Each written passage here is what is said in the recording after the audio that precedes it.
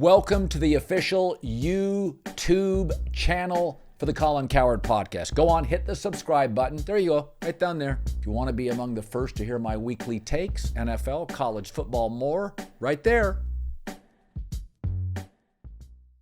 Your thought on the fit, the contract.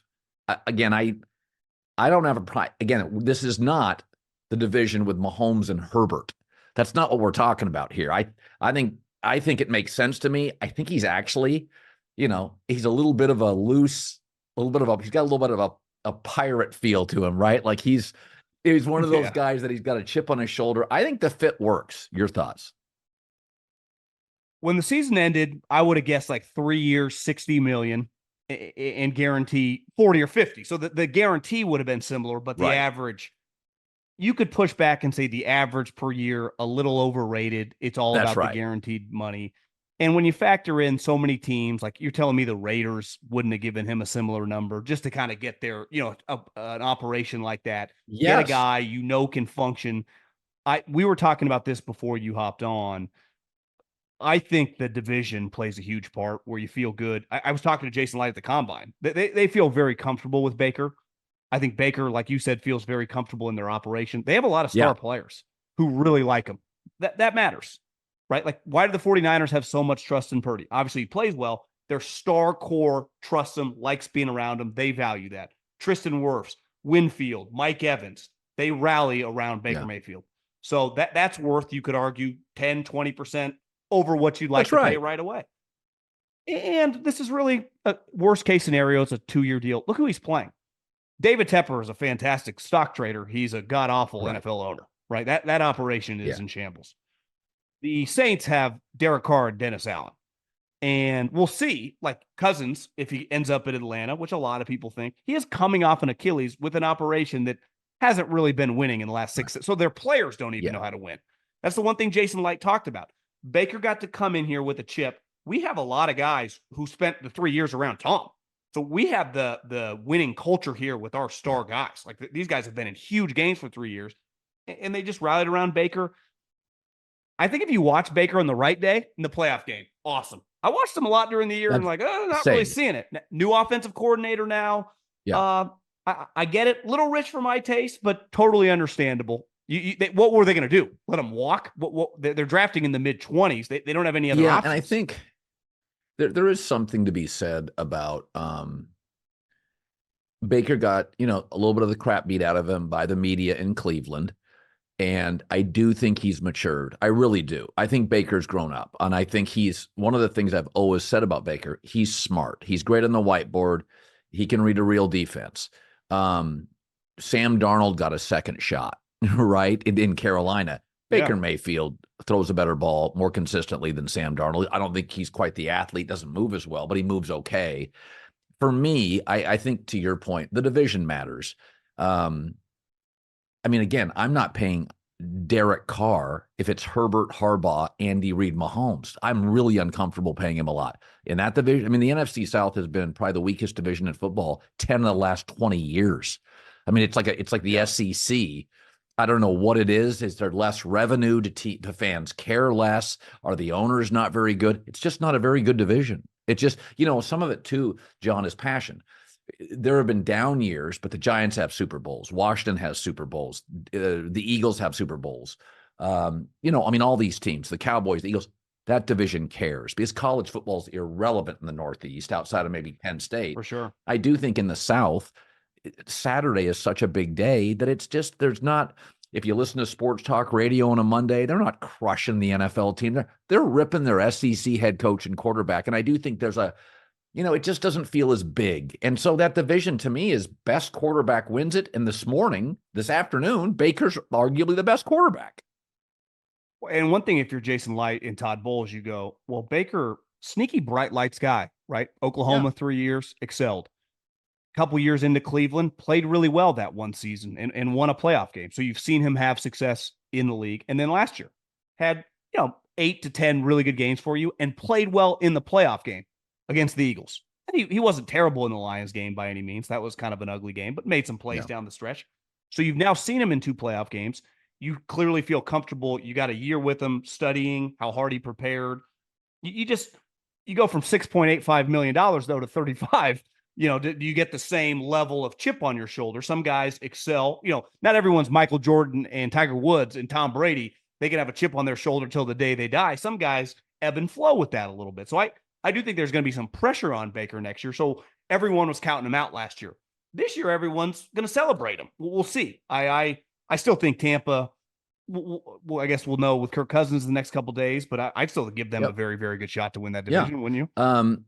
So there's a couple other things to talk about. First of all, the Broncos traded Jerry Jeudy, who Jerry Judy's one of those guys. Cortland Sutton, I think, is a little underrated. I think Cortland's a really good player. And I also think they have a young tight end I like. They have a back I like. They got to make some moves here. They're eating money. So they trade Jerry Jeudy. They cut Justin Simmons. 6 months ago, everybody was lamenting how we treat running backs, but Seattle got rid of 2 good safeties. Justin Simmons for Denver's a really good safety. Nobody wants to pay a safety. So, I think you see what they're doing here. They're like, listen, we have to hit on 6 draft picks. The only way to make that whole Russell Wilson thing work, and it can, you get Bo Nix at 12. You hit on 4 to 5 other draft picks, and it is amazing how you mitigate cap problems. But look at the Rams last year. They had a bunch of cheap talent. That was good. That's a great point. They hit on the tackle was great. Both their defensive linemen, the edge and the kid from Wake Forest, the D tackle was good. Outside of the Stetson Bennett pick, and I think he had some mental. Luka. Yeah, everything else worked. Everything else. Everybody was productive. So if Denver goes out and gets a quarterback who's functional, I think Bo Nix works in their system, whether he's great or not, I don't know. Or a J.J. McCarthy, if he hits and you have, 4 other picks that play, I don't think it'll hurt him for a year, but I don't think it's one of these death knells. I think that's what's great about this sport. You start accumulating picks. It's a numbers game. You hit on 6 or 7, you get through stuff like this. Well, ultimately, if the Yankees sign a $300 million contract and the guy sucks by year 2, there aren't ramifications because you can keep buying other guys. In football, when you sign a $160, $170 million guaranteed deal like they did with Russell Wilson, and it's a disaster, there are massive ramifications. Yes. There's a tidal wave. So it's the trade, when you look at the collateral damage of the trade, it's not just the picks they gave up to Seattle, which Seattle hit on those guys, and the players they gave up. You have to include all these guys they cut, right? Because they had to free some money. They had to be able to breathe. So, like, I listen, I don't know Sean Payton, but I can't imagine he doesn't want to cut the safety. But Jerry Jeudy probably would have been traded no matter what. But they cut some guys because they have to get money. That they need to kind of balance everything out. So to me, the Russell Wilson contract, you saw the title, these guys getting cut and traded are part of that. The Buffalo Bills, same thing. To a lighter extent, they gave Von Miller $55 million. It's a disaster. So they're cutting all these guys. They're cutting all these guys. Well, the ramification of they can't cut Von Miller. It'd be $25 million on their salary cap. So they got to cut High. They got to cut Poyer. They got to cut the center. That's part of the deal. It's why, these front offices, and football's hard because if a guy gets injured, but Von Miller was 30 plus years old. I understand the Russell Wilson deal at the time, but like they're paid to get it right and they got it wrong. And let's face it, they wanted Aaron Rodgers. That was what they did. And then the moment he went back to Green Bay, they were so desperate that they got over aggressive to John Schneider when he's sitting in his hotel room at the combine, George Payton a couple years ago. And he gave him the farm. John Schneider tried to trade Russell Wilson. Remember in 2018, he wanted to give him to the Browns to draft Josh Allen, and Russell said no. So they made a huge swing, and they also, and listen, I understand why they did it. They were all in. They didn't have to give him a contract. He was under contract when they traded for him a couple years, but they wanted to get him up there, and they thought he was going to be a star, and it backfired in epic proportions. It's interesting. I'm in the take business and I have strong opinions, but there are times, and I always I don't ever say anything I don't believe, but the Russell Wilson Denver Seahawk, nobody won. Pete Carroll got fired. Hackett was a disaster. Russell didn't work. Peyton now is under the gun. Players are getting moved. You think to yourself, well, Seattle. Schneider kind of won, didn't he? Because he got to take over Seattle. There you go.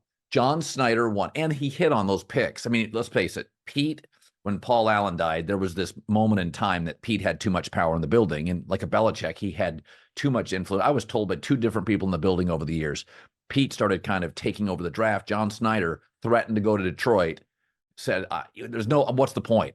They bring him back. He takes control. The drafts have been great in Seattle since. These coaches, they hate to admit it, but they don't watch football on Saturdays. They're not sitting around on Saturdays watching these. Andy Reid will tell you that. I don't have time. And so when you all of a sudden you want to be the GMs I know. I mean, I know Tom Telesco, Brett Veach. Saturday, they're sitting watching college football for hours. They're going to games. You can't enter late on that stuff and go, well, here's some film. You got to watch the games. Andy told me at the combine, and he's done the job. Head coach GM in Philadelphia. He said it's not possible anymore.